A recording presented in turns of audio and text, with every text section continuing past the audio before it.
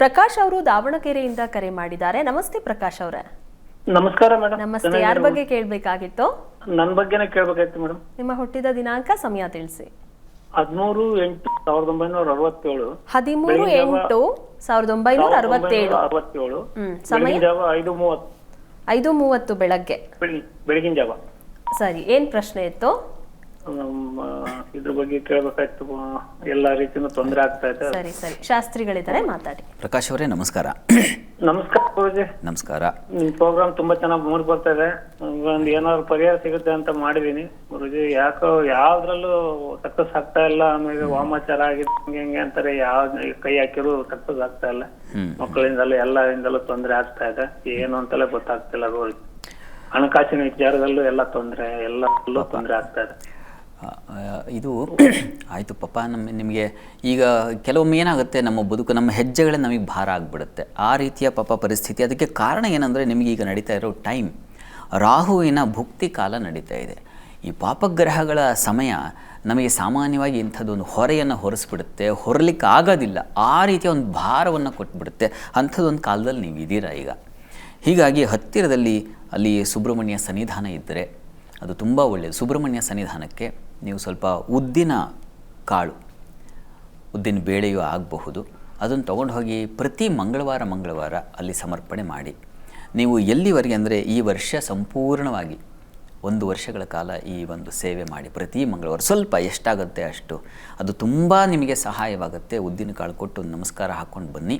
ಕ್ರಮೇಣ ನಿಮ್ಮ ಭಾರ, ಜೀವನದ ಭಾರ ಕಡಿಮೆ ಆಗ್ತಾ ಹೋಗುತ್ತೆ. ನಿಮಗೆ ಯಾವಾಗ ನಿಜವಾಗಿ ತುಂಬ ಒಳ್ಳೆಯ ಕಾಲ ಯಾವಾಗ ಅಂತಂದ್ರೆ ನೋಡಿ, 2027 ಏಪ್ರಿಲ್ ನಂತರದಲ್ಲಿ ಗುರು ಶುರುವಾಗುತ್ತೆ. ಗುರು ಉಚ್ಚಸ್ಥಾನದಲ್ಲಿದ್ದಾನೆ. ಅದು ಹಂಸಯೋಗ. ಹಂಸೆ ಸಾಧ್ಭಿರಭೀಷ್ಟತ ಕ್ಷಿತಿಪತಿ ಅಂತ ಹೇಳುತ್ತೆ. ಇಷ್ಟ ಸಿದ್ಧಿಗಳಾಗ್ತಕ್ಕಂಥ ಕಾಲ ಯಾವಾಗಪ್ಪ ಅಂದರೆ 2027 ಏಪ್ರಿಲ್ ನಂತರ. ಅಲ್ಲಿಂದ ಬದುಕು ತುಂಬ ಚೆನ್ನಾಗಿರ್ತದೆ. ಹಗುರವಾಗಿ ನೀವು ನಿಮ್ಮ ಜೀವನವನ್ನು ಸಾಗಿಸ್ತೀರಾ. ಆತಂಕ ಮಾಡ್ಕೋಬೇಡಿ. ಸುಬ್ರಹ್ಮಣ್ಯ ಸೇವೆ ಮಾಡಿ, ಶ್ರದ್ಧೆ ಭಕ್ತಿಯಿಂದ ಮಾಡಿ. ಅನುಕೂಲ ಆಗಲಿ ಅಂತ ನಾನೂ ಪ್ರಾರ್ಥನೆ ಮಾಡ್ಕೊಳ್ತೀನಿ ಭಗವಂತನಲ್ಲಿ. ಒಳ್ಳೆಯದಾಗಲಿ. ಕರೆ ಮಾಡಿದ್ದಕ್ಕಾಗಿ ಧನ್ಯವಾದಗಳು. ಕುಸುಮ ಅವರು ಶಿವಮೊಗ್ಗದಿಂದ ಕರೆ ಮಾಡಿದ್ದಾರೆ. ನಮಸ್ತೆ ಕುಸುಮ ಅವರೇ. ನಮಸ್ತೆ ಮೇಡಮ್. ನಮಸ್ತೆ. ಯಾರ ಬಗ್ಗೆ ಕೇಳಬೇಕಾಗಿತ್ತು? ನನ್ನ ಮಗಳ ಬಗ್ಗೆ ಕೇಳಬೇಕಿತ್ತು ಮೇಡಮ್. ಅವರ ಹುಟ್ಟಿದ ದಿನಾಂಕ, ಸಮಯ ತಿಳಿಸಿ.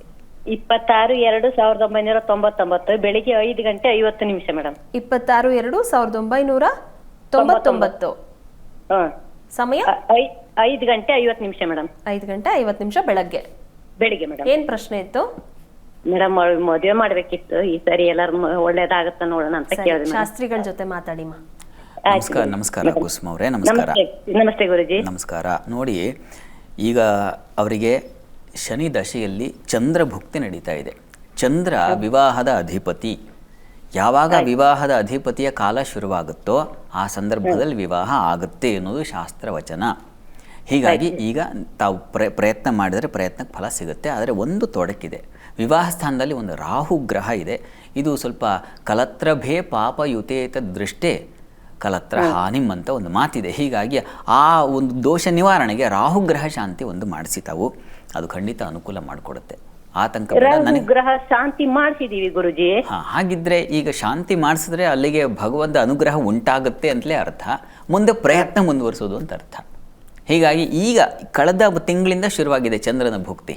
ಹೀಗಾಗಿ ನಂಗನ್ಸುತ್ತೆ ಬಹುಶಃ ಇನ್ನೊಂದು ಚಂದ್ರನಿಗೆ ಬಹಳ ಬೇಗ ಅವನಿಗೆ ಫಲ ಕೊಡೋ ಶಕ್ತಿ ಇದೆ. ಹೀಗಾಗಿ ನಂಗನ್ಸುತ್ತೆ ಕೆಲವೇ ತಿಂಗಳುಗಳಲ್ಲಿ ವಿವಾಹ ಆಗುತ್ತೆ. ಆತಂಕ ಬೇಡ, ಖಂಡಿತ ಆಗುತ್ತೆ. ಕರೆ ಮಾಡಿದ್ದಕ್ಕಾಗಿ ಧನ್ಯವಾದಗಳು.